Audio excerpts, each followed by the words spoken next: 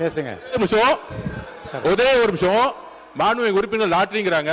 திரு உதயநிதி அவர்கள் சொல்லணும், ஏன் 900 கோடி ரூபாய் லாட்டரி நிறுவனம் வாங்கினாங்க திமுக? பதில் சொல்லட்டும். பதில் சொல்லுங்க. தைரியம் இருந்தா லாட்டரி நிறுவனம் இருந்து 900 கோடி ரூபாய் திரு மு.க. ஸ்டாலின் அவர்கள் ஏன் வாங்கினார்கள்? தைரியம் இருந்தா சொல்லுங்க. அப்ப சொல்லுங்க. நான் எந்த தொழிலையும் இல்ல, எந்த நிறுவனம் நடத்தல. தைரியம் இருந்தா ஏன் நடத்துறாங்கன்னு சொல்லுங்க. அதுக்கப்புறம் பதில் சொல்லலாம். மாண்புமிகு எதிர்க்கட்சி தலைவர். மாண்புமிகு பேரவைத் தலைவர் அவர்களே, நம்முடைய அமைச்சர் அவர்கள் திமுக ஏன் லாட்டரி நடத்துகின்ற நிறுவனத்திடம் என்று ஃபண்டு வாங்கினாங்க அப்படின்னு கேட்குறாரு. அது கொடுத்தது அவருடைய மாமனார் தான். அவருடைய மாமனார்கிட்ட கேட்டு அந்த விளக்கத்தை அவர் பெற்றுக்கொள்ள வேண்டும். அது அவரும் உங்க அப்பாவுக்கு மட்டும்தான் தெரியும். உங்க அப்பா கிட்ட தான் கேட்கணும், எனக்கு தெரியாது. அப்பாவை இங்க காணோம். வீட்டுக்கு போய் உங்க அப்பாட்ட கேளுங்க. உங்க அப்பா கரெக்டா சொல்லுவாரு. ஏன் வாங்கினாரு உங்க அப்பா சொல்லுவாரு. கொறடா நீ பேசணுமா? மாண்புமிகு பேரவைத் தலைவர்களே, நம்முடைய மக்கள் நல்வாழ்வுத்துறை அமைச்சர் அவர்கள் ஒரு கருத்தை சொன்னார்கள். அவர் துறையில் மிக சிறப்பாக பணியாற்றியவர்.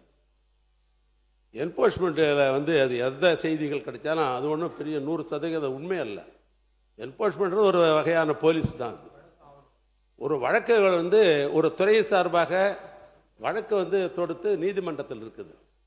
நீதிமன்றத்தில் இருக்கிற வழக்கை பொறுத்த அளவுக்கு அது எந்த சைடாக இருந்தாலும் அது பொருள் கொடுத்து சட்டமன்றத்தில் விவாதிக்கக்கூடாது என்பதே இருக்கிற விதி. அது உங்களுக்கே தெரியும். எந்த நிகழ்வாக இருந்தாலும் நீதிமன்றத்தில் இருந்தால் விவாதிக்க முடியாதுங்க. ஒரு நிமிஷம், ஒரு விளக்கம் மட்டும் சொல்றேன். இந்த பொருள் தொடர்பாக வழக்காடு மன்றத்தில் வழக்கு நிலுவையில் உள்ளதுன்னு அதோடு நிறுத்திக்கலாம். வழக்குகளுக்குள்ளே போய் அதை பற்றி விவாதிப்பதும் அதை பற்றி கருத்து சொல்வதும் தான் தவறே தவிர, இந்த தேதியில் இந்த பொருள் பற்றி ஒரு வழக்கு தொடரப்பட்டிருக்கு சொல்ல தவறில்லை. அவர் என்ன சொல்றாரு, என்ஃபோர்ஸ்மெண்ட் டைரக்டரேட்டு ஒரு இன்ஃபர்மேஷன் கொடுத்துருக்காங்கன்னு சொல்றாரு. இன்ஃபர்மேஷன் கொடுத்துருக்காங்களா இல்லையான்றது ஒரு ஃபேக்ட். அது எல்லாருக்கும் தெரிஞ்சது. அதில் ஒன்றும் அதுக்கான ஆதாரம் கூட தேவையில்லை. அதுவே வழக்காடு மன்றம் இருந்து அதுக்குள்ளே போய் சொன்னாதான் தவறு இல்லைங்க. பெண்டிங் பிஃபோர் த கோர்ட், அதில் நீங்கள் ஒரு வழக்கு பதிவு இந்த பொருள் குறித்து ஒரு வழக்கு பதிவு செய்யப்பட்டிருக்கிறதுன்னு சொல்ல தப்பு இல்லை. ஆனால் வழக்கு விவரங்களுக்கு அதை பற்றி விவாதிப்பதும் கருத்து சொல்வதும் தவறு. என்போர்ஸ்மெண்ட் சார்பாக ஒரு வழக்கு இருக்கிறது என்று அவர் சொல்லியிருந்தா அதை பற்றி நான் முறையிட மாட்டேன். அதில் ஆதாரம் இருக்கிறது, என்போர்ஸ்மெண்ட்டில் ஆதாரம் இருக்கிறது என்ற ஒரு வார்த்தையை பயன்படுத்தல் தான் நாங்கள் வரேன். அதனால பொதுவாகவே வழக்கு மன்றத்தில் இருப்பது நாம் எப்பொழுதும் இங்கே விவாதிப்பதில்லை. ஒன்று. மற்றொன்று, நான் ஏற்கனவே சொல்லிட்டேன், எதுவாக இருந்தாலும் ஆதாரத்தை உங்களிடத்தில் கொடுத்து விட்டு தான் பேசணும். 2. நம்முடைய பொதுப்பணித்துறை அமைச்சர் அவர்கள் சம்பந்தம் இல்லாமல் இது இல்லாமல் தேர்தல் நேரங்களிலே தொழில் ஆரம்பிக்கிற தொழிலதிபர்கள் அரசியல் கட்சிக்கு இன்றைக்கு ஒன்றிய அரசாங்கம் ஆண்டு கொண்டிருக்கிற அந்த இயக்கமாக இருக்கட்டும் அல்லது அதிமுக இருக்கட்டும், அரசியல் இயக்கங்கள் எந்த அரசியல் இயக்கங்களாக இருந்தாலும் தொழிலதிபர்கள் அதிகாரப்பூர்வமாக வங்கியின் மூலமாக நன்கொடையாக தருகிறார்கள். அது எதற்காக நன்கொடை கொடுக்கப்படுகிறது என்பது வாங்குவவர்களுக்கும் கொடுத்தவங்களுக்கு தான் தெரியும். சுப்ரீம் கோர்ட்ல மிகப்பெரிய வழக்கு அதை பற்றி விவரங்கள் எல்லாம் ஊடகங்கள்ல தெரியல தெரியும். அதனால வழக்கு அதாவது கணக்கில் கொடுக்கிற பணம் ஒரு தொழிலதிபர்கள் கொடுக்கிறது. அந்த அடிப்படையில் தான் என்னுடைய அருமை நண்பர், இன்னும் சொல்ல போனா நீண்ட நாள் என்னுடைய நண்பர் மார்டின் அவர்கள் அவர் கொடுத்திருக்கிறாருன்னு சொன்னாக்கா, ஏன் அவர் கொடுத்தார் தொழிலதிபர் என்று கேட்பதுதான் சரியா இருக்க முடியும். அது இங்க பகிர்ந்து கொள்வது என்பது அது சரியா இருக்காது. அது நீங்க தவிர்த்தணும், அது எடுத்தணும்னு நான் கேட்டுக்கிறேன். ஒன்று. இன்னொன்று, எங்கள் கட்சியை சேர்ந்த பொருளாளர் அவர்கள் சாராய தொழிற்சாலை நடத்துகிறார் என்று ஒரு கேள்வி கேட்கிறாங்க. அது நாம நேரடியாக போய் பொருளாதாரம் பண்ணிட முடியாது. எந்த ஆட்சியாக இருந்தாலும் சரி, ஒரு தொழிற்சாலை ஆரம்பிக்க வேண்டும் என்று சொன்னால் அதுக்கு எல்லா தகுதிகள், குவாலிஃபிகேஷன், அப்ளிகேஷன் போடுறதுக்கெல்லாம் தகுதி இருந்தால் தான் அரசு தான் லைசன்ஸ் தருது. அதனால அது முறையாக அவங்க ஏற்க போட்டிருப்பாங்க. தொழில் என்ற அடிப்படையில் ஆரம்பிப்பாங்களே ஒழிய அது திமுக பொருள் ஆரம்பிக்கலாமா அப்படிலாம் பேசுவதற்கு வாய்ப்பு இல்லை. அது தவறு. மாண்பு உறுப்பினர் தரேன், உங்களுக்கு தரேன், வாய்ப்பு தரேன், இருங்க. பேரவைத் தலைவர் அவர்களே, ஏற்கனவே உயர்கல்வித்துறை அமைச்சர் பேசுகிற போது அவையில் இல்லாதவர்களை பற்றி பேச வேண்டாம் என்று காலையிலே சொன்னார்கள். இப்போது முன்னாள் முதலமைச்சர் அவர்களை பற்றி நேரம் அப்பாவை கேளுங்க, மாமாவை கேளுங்கலாம், எல்லாம் அவை குறிப்பிலேருந்து எடுங்க அப்படிலாம் கேட்குறேங்க. அவை குறிப்பிலேருந்து எடுங்க. நீங்கள் பேசுங்க. தலைவர்களே, நன்கொடை என்பது எல்லா அரசுக்கும் உண்மைதான். ஆனா நன்கொடை என்பது வாங்கினார்களா, அந்த பணிக்கு நான் இந்த பணியை கொடுக்கிறேன் என்று வாங்கினாரா என்பது மாண்புமிகு முன்னாள் ஐஏஎஸ் மினிஸ்டருக்கு நல்லாவே தெரியும். எந்த பணிக்கு என்னென்ன பண்ணாங்கிறது அவருக்கே தெரியும். அதனால ஆதாரம் இருக்கு என்ற எதிர்கட்சி தலைவரே ஆதாரம். ஏன் நேர்ல ஆதாரம் எந்த சொன்னது உண்மை இருக்கு என்று சொல்லுவது நியாயம் இல்லை, சட்டத்துக்கு புறம்பானது. உட்காருங்க முடிச்சிருங்க. நீங்க முடிங்க. இல்ல சொன்னா எப்படி? அவங்களே பேசிட்டு எல்லாத்தையும் என்ன முடியும்னா நான் எங்க போய் முடிப்பேன். உட்காருங்க.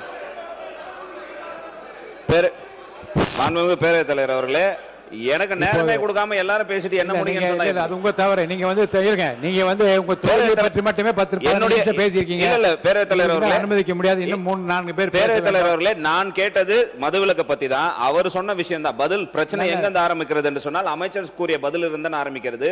நீங்க அமைச்சரிடம் தான் அதை கேட்க வேண்டும். நான் கேட்ப ஊழலை ஒழித்ததினால்தான் உங்களுடைய வருமானம் கூடுகிறது என்று சொன்னால், நம்மளா உறுப்பினராக 2011 இருக்கும்போது 30,000 கோடி இருந்தது, இன்னைக்கு 54,000 கோடி வந்திருக்கு. ஒவ்வொரு ஆட்சி காலத்திலும் ஊழலை ஒழிச்சதினால்தான் மதுவினுடைய வியாபாரம் அதிகமாக இருக்குதா, வருமானம் அதிகமாக இருக்குதா என்பதெல்லாம் இது கேள்வி அல்ல, பொருள். என்னுடைய கேள்வி, என்னுடைய பொருள். நான் சப்ஜெக்ட் உள்ளதான் பேசுறேன். முன்னாள் முதலமைச்சர் அவர்கள் பேரவைத் தலைவர் அவர்களே, இங்கு சில தவறான முன்னுதாரணங்களை இங்கே மாண்புமிகு அமைச்சர் அவர்கள் முன்னாள் முதலமைச்சர்கள் பேரை குறிப்பிட்டு விவாதத்தில் உள்ளே வைத்திருக்கிறார். அந்த நன்கொடை என்பது அகில இந்திய ரீதியில் பாரதிய ஜனதா கட்சி வாங்கியிருக்கிறது, காங்கிரஸ் வாங்கியிருக்கிறது, மற்ற கட்சிகள் எல்லாம் அந்த பணம் சொல்லி முடிச்சிருக்கேன்.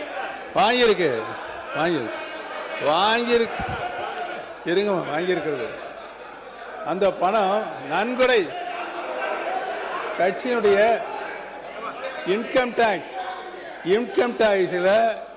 டாக்ஸ்ல உள்ள போய் தொழில் மூலமாக சம்பாதிச்சப்படத்துக்கு இன்கம் டாக்ஸ் கட்டிய பணம் அது அவருடைய வங்கி கணக்கில் இருக்கிறது. அதே பல்வேறு அரசியல் கட்சிகள் நன்கொடையாக வாங்கி இருக்கிற சூழ்நிலை இருக்கிறது. அதை போய் இங்கே விவாத பொருளாக அதை லஞ்ச பணம் மாதிரி உருவகப்படுத்துறது தவறு. அதை அவை குறிப்பிலிருந்து நீக்க வேண்டும் என்று கேட்டுக்கொள்கிறேன். மாண்புமிகு கணேஷ்குமார் அவர்கள் இந்த மதுவிலக்கு பற்றிய பேசிய பேச்சுக்களுக்கு பிறந்த அனைத்து விவாதங்களையும் நான் ஆய்வுக்கு எடுத்துக்கொள்கிறேன். படித்து பார்த்து ஆய்வு செய்து எதை நீக்க வேண்டும் அதை நீக்குவதற்காக நான் முயற்சி பண்றேன். அடுத்தது. நன்றி பேரவைத் தலைவர் அவர்களே. நான் அடுத்த சப்ஜெக்ட் போறேன். ஏன்னா இந்த சப்ஜெக்டே ரொம்ப நேரம் ஆயிடுச்சு.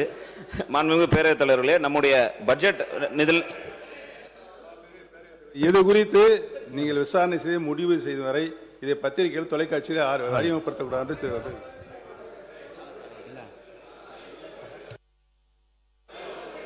மாண்புமிகு பேரவைத் தலைவர் அவர்களே, நம்முடைய பட்ஜெட் நியமன பள்ளிக்கல்வித்துறை அமைச்சர் அவர்கள்.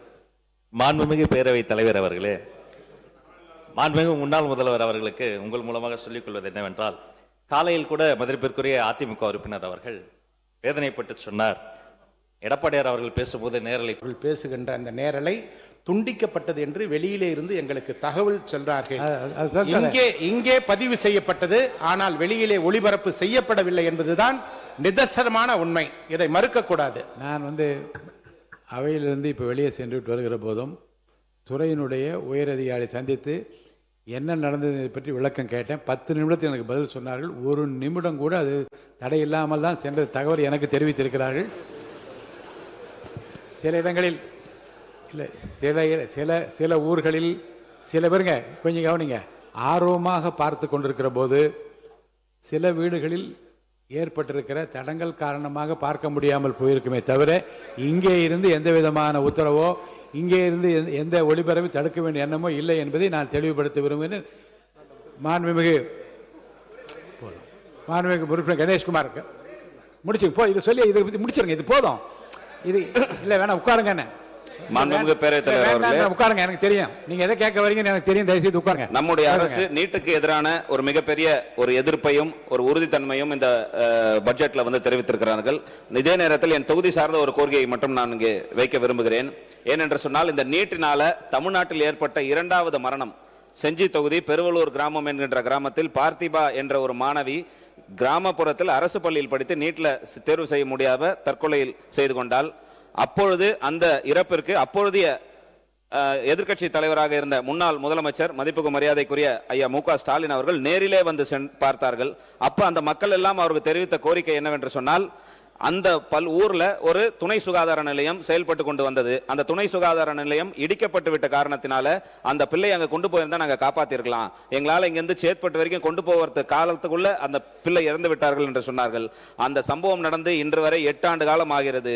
நீட்டும் ஒழிக்கப்படவில்லை, அந்த கிராமத்தில் அந்த சுகாதார நிலையமும் துவங்கப்படவில்லை. எனவே நடைபெறுகின்ற அரசு முன்னுரிமை கொடுத்து அந்த பெருவலூர் கிராமத்திற்கு ஆரம்ப சுகாதார நிலையத்தை உடனடியாக அமைத்து தருவதற்கு நடவடிக்கை எடுக்க வேண்டும் என்று கேட்டுக்கொண்டு, வரலாற்றிலேயே இந்த பட்ஜெட்டை பொறுத்தவரை பாத்தீங்கன்னா மக்கள் அதிகமாக எதிர்பார்த்த பட்ஜெட். ஏன்னா கிட்டத்தட்ட 60 ஆண்டு காலம் 1967க்கு பிறகு திமுக அண்ணா திமுக இல்லாம ஒரு கட்சி தாக்கல் செய்கின்ற பட்ஜெட்டாக இந்த பட்ஜெட் நிலவி கொண்டிருக்கக்கூடிய சூழ்நிலையில பொதுமக்கள் நிறைய எதிர்பார்ப்பை இந்த பட்ஜெட் மீது வைத்துக் கொண்டிருந்தார்கள்.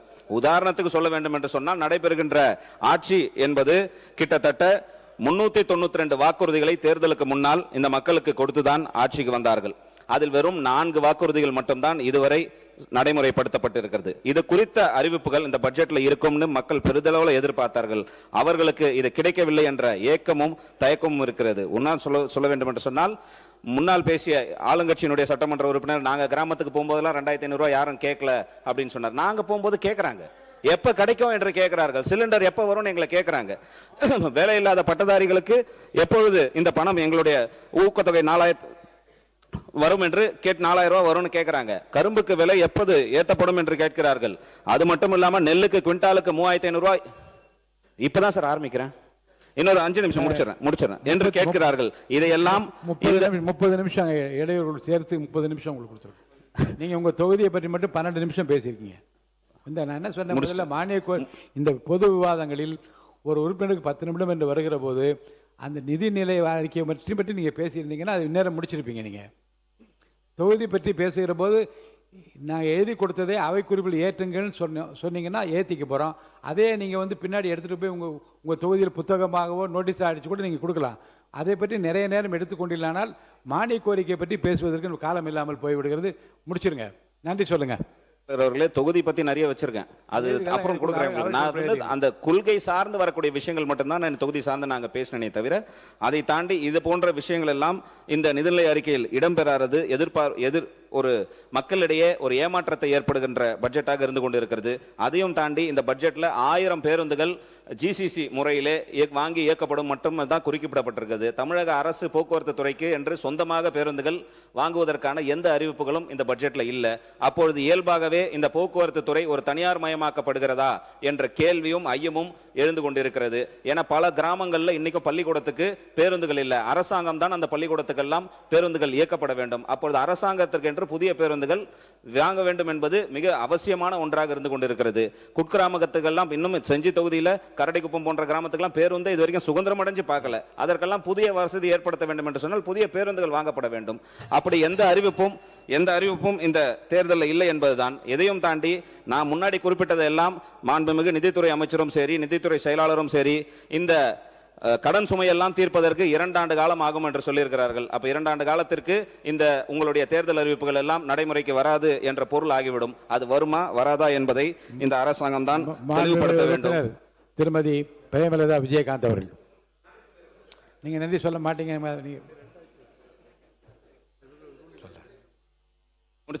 முடிச்சிடும் பேர தலைவர். நான் சொல்ல பள்ளி கல்வித்துறை பற்றி மரியாதைக்குரிய பள்ளி கல்வித்துறை அமைச்சர் நிதி குறைக்கப்பட்டிருக்கிறது நாங்கள் முறையாக தான் செஞ்சிருக்கிறோம் என்று சொல்கிறார்கள். நாங்கள் ஆல்ரெடி சொன்ன மாதிரி இன்னைக்கு தமிழ்நாட்டில் 4000க்கும் மேற்பட்ட பள்ளிகள் ஒரு ஆசிரியர் பள்ளிகளாக இயங்கிக் கொண்டிருக்கிறது. இந்த நிலைக்கு காலி பணியிடங்கள் கிட்டத்தட்ட பள்ளி கல்வித்துறையில எக்கச்சக்கமாக இருக்குது. அது மட்டும் இல்லாம கிட்டத்தட்ட 2 லட்சம் அரசு பணியிடங்கள் இன்றைக்கும் நிரப்பப்படாமல் இருக்கிறது. இந்த அரசு வந்தவுடன் நிரப்பப்படுவதற்கான எந்த அறிவிப்பும் இதுல இல்ல. பள்ளிக்கூடங்களுக்கு அதிகமான நிதி ஒதுக்காமல், காலி பணியிடங்களை நிரப்பாமல் தரமான கல்வியை நாம் கொடுக்க முடியாது. இதை கொடுத்தாதான் நம்ம ஏஐக்கு வர முடியும். ஏஐக்கு முக்கியத்துவம் கொடுக்கின்ற அளவிற்கு பள்ளி கல்விக்கும் விவசாயத்திற்கும் நாம் முக்கியத்துவம் கொடுக்க வேண்டும் என்று இந்த நேரத்தில் தெரிவித்துக் கொள்ளும். அதே நேரத்தில் தமிழ் வளர்ச்சி துறைக்கென்று எவ்வளவு நிதி ஒதுக்கப்பட்டிருக்கிறது என்பது நிதிநிலை அறிக்கையில் சரியாக குறிப்பிடப்படவில்லை. மீண்டும் இந்த தமிழ்நாட்டில் எங்கும் தமிழ் இல்லை என்ற நிலைதான் இப்போது இருந்து கொண்டிருக்கிறது. பாட்டாளி மக்கள் கட்சியினுடைய நிறுவனர் எங்களுடைய மருத்துவர் ஐயா அவருடைய 85வது வயதில் தமிழை தேடி என்ற ஒரு நீண்ட பயணத்தை சென்னையிலிருந்து மதுரை வரை மேற்கொண்டார். அந்த மனநிலையை அரசாங்கமும் பிரதிபலிக்க வேண்டும் என்று கேட்டுக்கொண்டு எங்களுடைய ஒரு இதாக, ஏன்னா இன்னைக்கு நமக்கு இருக்கக்கூடிய முதலமைச்சர் என்பது அவரை பின்தொடர்வதற்கு நிறைய இளைஞர்கள் தயாராக இருக்கிறார். அவருடைய உடையாக இருக்கட்டும், அவருடைய இதுவாக இருக்கட்டும், அப்படி பின்தொடர்வதற்கு நிறைய இளைஞர்கள் இன்றைக்கு இருக்கக்கூடிய சூழ்நிலையில் அவருடைய அறிக்கைகளையும் அவருடைய பதிலுரைகளையும் தூய தமிழ் வார்த்தைகள் இடம்பெறுமே ஆனால் அதையும் பின்தொடர்வதற்கு இந்த இளைஞர்களுக்கும் அடுத்த தலைமுறைக்கும் ஏதுவாக இருக்கும் என்ற ஒரு வேண்டுகோளை இந்த நேரத்தில் வைத்துக்கொண்டு, தமிழ்நாட்டு மக்களின் நம்பிக்கையை நிறைவேற்றுவதற்கான கதவுகள் தமிழக அரசிற்கு இன்னும் மூடப்படவில்லை. இந்த நிதிநிலை அறிக்கை மீதான விவாதத்தில் பதிலளித்து பேசும்போது மக்களின் நம்பிக்கையை நிறைவேற்றும் வகையிலான திட்டங்கள் இந்த தமிழக அரசு கொண்டு வர வேண்டும் என்று மாண்புமிகு நிதியமைச்சர் அவர்களுக்கு தெரிவித்துக் கொண்டு, இது போன்ற மக்கள் நம்பிக்கையை பெறுவதற்கான நடவடிக்கையை எடுப்பதற்கு பாட்டாளி மக்கள் கட்சி துணை நிற்கும் என்று கூறி வாய்ப்புக்கு நன்றி கூறுகிறேன். நன்றி. ஏற்கனவே